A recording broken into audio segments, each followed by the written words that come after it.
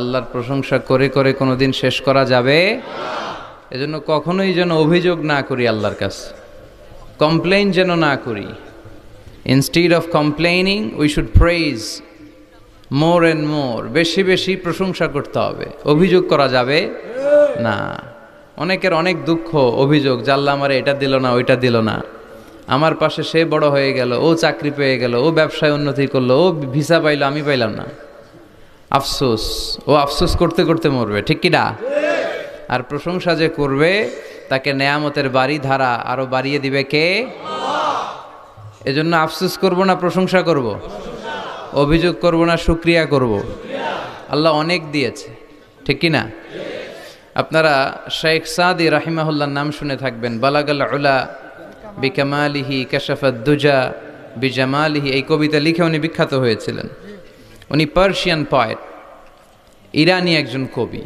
তো ওনার একবার আর্থিক সমস্যা যাচ্ছিল, দৈন্যতা যাচ্ছিল, টাকা পয়সা ছিল না, ফলে ওনার পায়ে দেওয়ার মতো জুতা ছিল না। তো খুব আফসোস করতেছে, হায় রে, আমি এত বড় কবি, আমার পায়ে দেওয়ার মতো জুতা নাই। আফসোস করে ঘর থেকে বের হলেন, দেখলেন এক ভিক্ষুক ভিক্ষা করছে, ওর পাই নাই। কি নাই? আর কবি সাহেবের কি নাই? ওনার জুতা নাই, এজন্য দুঃখ। বের হয়ে দেখে সাইল ভিক্ষুক, ওর পা নাই। এবার উনি সেজদায় পরে আল্লাহর ডেকে বলে, আল্লাহ শুকর আলহামদুলিল্লাহ, অনেক ভালো আছি। শুকর আলহামদুলিল্লাহ, বেশ ভালো আছি, অনেক সুখে আছি। এজন্য সুখ হচ্ছে আলহামদুলিল্লাহর ভিতরে। সুখ আছে কিসের ভিতরে? যে কোনো পরিস্থিতিতে আমরা থাকি না কেন, বিপদে আপদে, সকালে বিকালে, শীতকালে গ্রীষ্মকালে, আমরা কি পড়ব? আলহামদুলিল্লাহ পড়ব। এর কারণ চাহিদার কোনো শেষ নাই। যার আছে যত বেশি, সে চায় তত বেশি। দেখবেন যার সাইকেল আছে ও হুন্ডা চায়, চায় না? আরো নিচ থেকে যদি বলি, যার পা নাই ও চায়, আল্লাহ আমার যদি দুইটা পা থাকতো। কথা বলেন। পা নাই এরকম লোক আছে না এলাকায়? সে হেঁটে যাওয়া লোকদের দিকে তাকিয়ে থাকে, আর তার স্বপ্ন থাকে ওইটাই, আমার যদি পা থাকতো। হেঁটে হেঁটে হেঁটে যারা বাজারে যায়, স্কুলে যায়, কলেজে যায়, ওদের আফসোস যারা সাইকেল চালায় ওদেরকে দেখে, তাই না? সাইকেল থাকলে খুব ভালো হইতো, সাইকেল চড়ে চড়ে বাজারে যেতে পারতাম। সাইকেলওয়ালারও আফসোস আছে, সে আফসোস করে হুন্ডাওয়ালাদের দেখে, মনে মনে ভাবে যদি ভো ভো থাকতো, হ্যাঁ, একেবারে যেতে পারতাম। হুন্ডাওয়ালাদের আফসোস হচ্ছে প্রাইভেট কারওয়ালাদের দেখে, ইস আমার যদি একটা কার থাকতো। যার কার আছে ও আফসোস করে, ইস আমার যদি একটা প্লেন থাকতো। যার প্লেন আছে ও বলে, ইস আমার যদি একটা কপ্টার থাকতো, if I had a copter, আমার যদি একটা হেলিকপ্টার থাকতো, উড়াল মারতাম। কথা বলেন। তাহলে এই চাহিদার, ডিমান্ডের, হিউম্যান ডিমান্ডসের কোনো শেষ আছে? যে এলাকার ছোট্ট মেম্বার, ওই মেম্বার ভাই চায় কি করে চেয়ারম্যান হওয়া যায়। কথা বলেন। যিনি চেয়ারম্যান হয়ে গেলেন, উনি এবার ভাবে কি করে MP, member of the parliament হওয়া যায়, তাই না? আচ্ছা, এমপি যিনি হয়ে গেলেন, উনি আরেকটু উপরে যেতে চায়, ভাবে যদি একটু একটু যদি যাইতে পারি, একটা মন্ত্রণালয় যদি পাইতাম, হ্যাঁ, মিনিস্ট্রি যদি একটা পেতাম, কতই না ভালো হতো। তো মন্ত্রী যিনি হইল, উনি, ওনার অনেক শখ, ইস আর একটা জায়গা বাকি, হ্যাঁ, কি নাম ওইটার? PM, prime minister. কিন্তু এই দেশে অসম্ভব। কথা বলেন। এই দেশে প্রাইম মিনিস্টার হওয়া যাবে? এক দুজন এদের মধ্যে ধাক্কাধাক্কি, এবং ওনাদেরকে মেনে নিতে হবে। আপনি বাঁচেন আর মরেন, ওনারাই প্রাইম মিনিস্টার। কথা বলেন। তাহলে এই কথাগুলো বলার উদ্দেশ্য হচ্ছে, হিউম্যান ডিমান্ডসের কোনো শেষ নাই, আনলিমিটেড হিউম্যান ডিমান্ডস। এজন্য বিশ্বনবী বললেন, লাউ আন্না লিকুল্লি ইবনি আদামা ওয়াদিয়ান মিন যাহাব আহাব্বা আইয়াকুনা লাহু ওয়াদিয়ান ওয়া লা ইয়ামলা আফাহু ইল্লা তুরাব। আল্লাহ বলেন, এই বনি আদমের প্রত্যেককে যদি একটা করে স্বর্ণের পাহাড়ের মালিক বানিয়ে দেয়া হয়। কিসের পাহাড় দেখছেন জীবনে? আচ্ছা, স্বর্ণের পাহাড়ের যদি মালিক বানিয়ে দেয়া হয়, আহাব্বা আইয়াকুনা লাহু ওয়াদিয়ান, একটা করে স্বর্ণের পাহাড়ের মালিক বানিয়ে দিলেও সে চাইবে কিভাবে আরো একটা স্বর্ণের পাহাড়ের মালিক হওয়া যায়। আচ্ছা, একটু বুঝে শুনে উত্তর করবেন। একটা স্বর্ণের পাহাড়ের মালিক যদি আমি হই, শুধু আমি কেন, আমার 14 পুরুষ এটারে বিক্রি করে খেলেও কি শেষ করতে পারবো? তো আমার আরেকটা লাগবে কেন? আরেকটা দিয়ে আমি কি করব? স্বভাব। বিশ্বনবী বললেন, সবশেষে হাদিসের শেষাংশে বললেন, ওয়ালাইয়ামলা আফাহু ইল্লা তুরাব, কবরের মাটি ছাড়া কোনো কিছুই মানুষের এই জিহ্বাটারে থামাতে পারবে না। চিৎকার করে বলেন ঠিক কিনা? এজন্য যার আছে বেশি ও চায় বেশি, এই ডিমান্ডটারে একটু কমাতে হবে, আল্লাহর কাছে শুকরিয়া করতে হবে।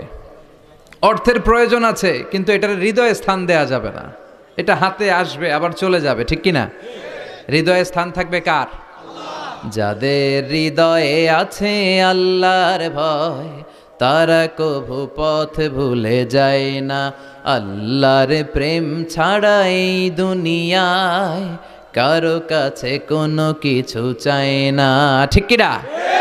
মুমিনের হৃদয়ে দরদ ভালোবাসা থাকবে একজনের জন্য। চিল্লায় বলেন তো তিনি কে? এজন্য আমরা যেন শুকরিয়া করি, আমরা যেন অভিযোগ না করি। দেখেন, আমরা যদি জিজ্ঞেস করি, ভাই আপনি কি চান, কি লাগবে আপনার, কার কি লাগবে, একজন বলবে আমি এটা চাই, আমার এটা নাই, আমি ওইটা চাই, ওইটা চাই, কত কিছু লাগবে আমাদের। কিন্তু ঠিক এই মুহূর্তে যেই লোকটা হসপিটালের বেডে শুয়ে আছে, ক্যান্সারে আক্রান্ত, ক্যান্সার যার নেই কোনো অ্যান্সার, ওরে যদি জিজ্ঞেস করেন, ও বলবে আমার কিচ্ছু লাগবে না, আমি শুধু বাঁচতে চাই। ও কি চায়? আর আমরা অনেক কিছু চাই। এজন্য আমরা শুকরিয়া করব বেশি বেশি। শুকরিয়া করলে বাড়িয়ে দেয় কে? বিশ্বনবী দোয়া করতেন, আল্লাহুম্মা জাআলনি সাবুরা ওয়া জাআলনি শাকুরা ওয়া জাআলনি ফি আইনি সগীরা ওয়া ফি আয়ুনিন নাসি কাবীরা। আল্লাহ আপনি আমারে ধৈর্যশীল বানান, আপনি আমারে শুকরগুজার বান্দা বানান। আল্লাহ আমার চোখে আপনি আমারে ছোট বানান, গোটা বিশ্বের মানুষের চোখে আপনি আমারে বড় বানান। সবাই পড়ি আমিন। এজন্য সবসময় প্রশংসা করব কার? কম কম না বেশি বেশি? সবসময় শুকরিয়া করতে রাজি আছি তো? আল্লাহ সব সময় যেন আমরা তোমার শুকরিয়া করতে পারি, তুমি তৌফিক দাও। আরো জোরে পড়বো সবাই আমিন। আড়াইবাড়ি দরবার শরীফের পীরে কামেল আল্লামা মোহাম্মদ গোলাম হাক্কানি রাহিমাহুল্লাহ, আল্লাহ ওনার কবরটাকে তুমি নূর দিয়ে পরিপূর্ণ করো। আল্লামা মোহাম্মদ গোলাম হাক্কানি রাহিমাহুল্লাহ কমপ্লেক্সের শুভ উদ্বোধন ও তাফসিরুল কোরআনের প্রোগ্রাম।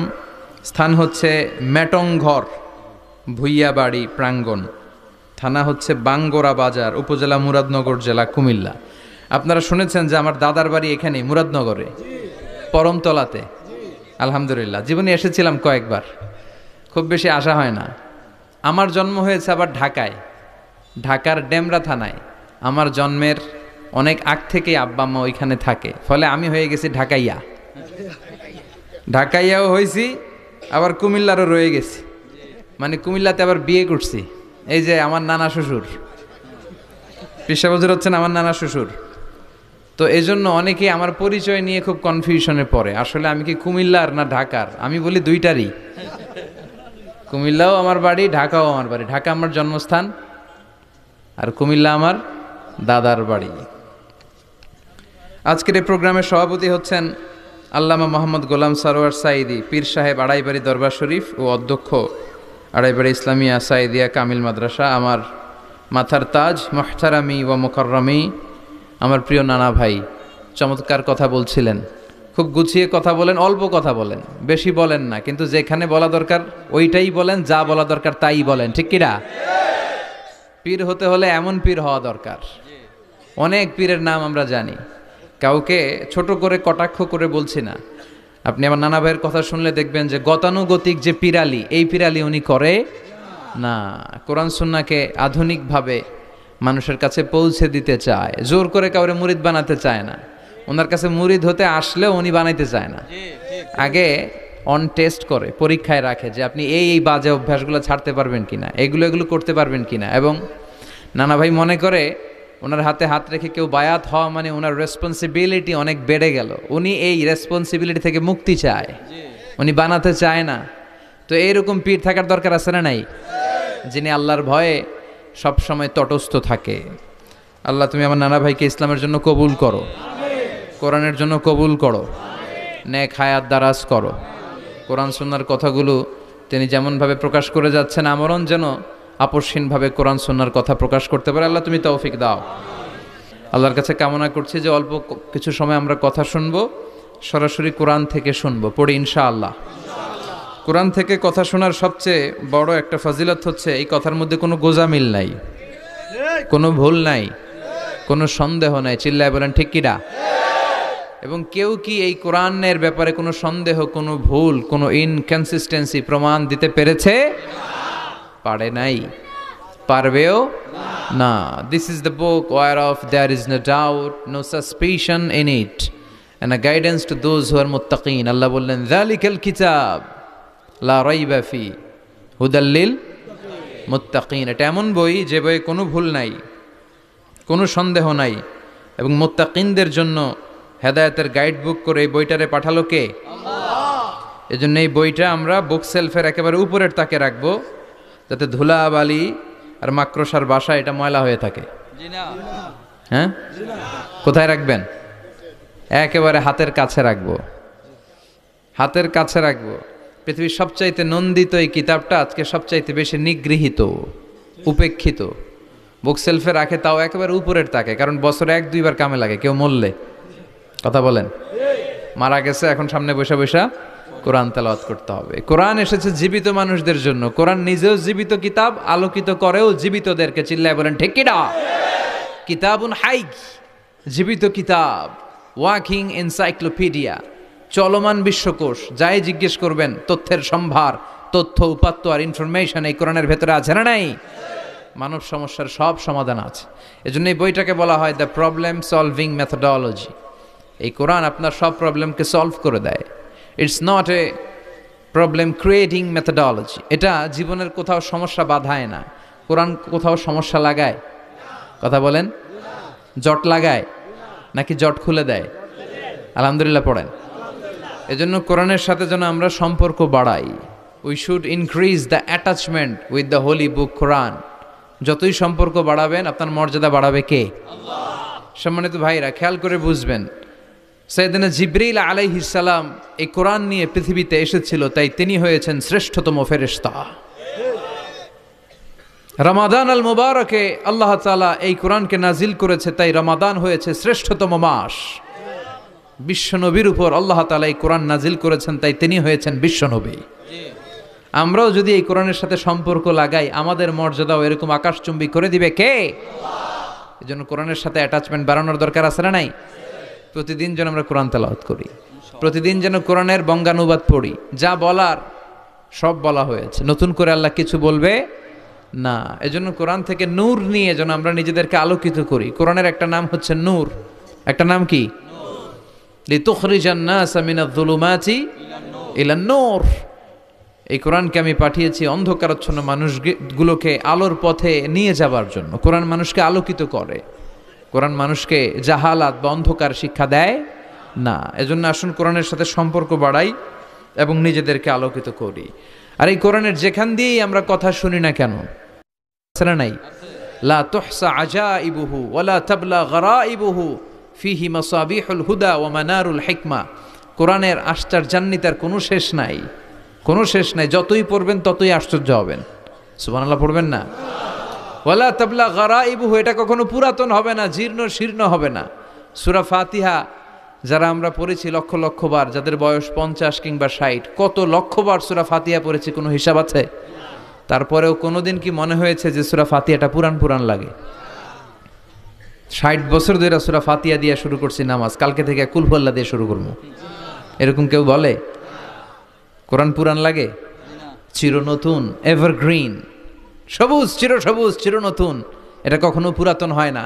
ফিহি মাসাবিহুল হুদা, কোরআনে আছে হেদায়েতের মশাল। ও মানারুল হিকমা, আর কোরআন হচ্ছে বিজ্ঞানের সুউচ্চ মিনার। কোরআনের ভিতরে বিজ্ঞানের তথ্য উপাত্ত আছে না নাই? আপনি কোরআনে বর্ণিত cosmic symbols, natural phenomena, scientific indications গুলো যদি পড়েন আপনি অবাক হবেন, কপাল ঘষে ঘষে আল্লাহর সিজদা দিবেন, ঠিক কি না? এজন্য আসুন কোরআনের সাথে সম্পর্ক বাড়াই। প্রতিদিন কোরআন পড়ব, ধীরস্থিরভাবে পড়ব। ওয়ারাত্তিলিল কোরআনা তারতিলা।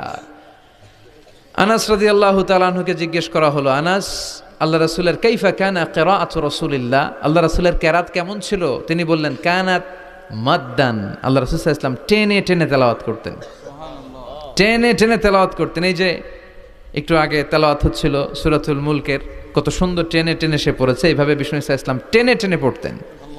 উম্মে সালামা রাদিয়াল্লাহু তাআলা আনহাকে জিজ্ঞেস করা হলো, কাইফা কানাত কিরাআতু রাসূলিল্লাহি ইয়া উম্মুনা, ইয়া উম্মানা, আমাদের মাতা, আমাদের প্রিয় নবীর তেলাওয়াত কেমন ছিল?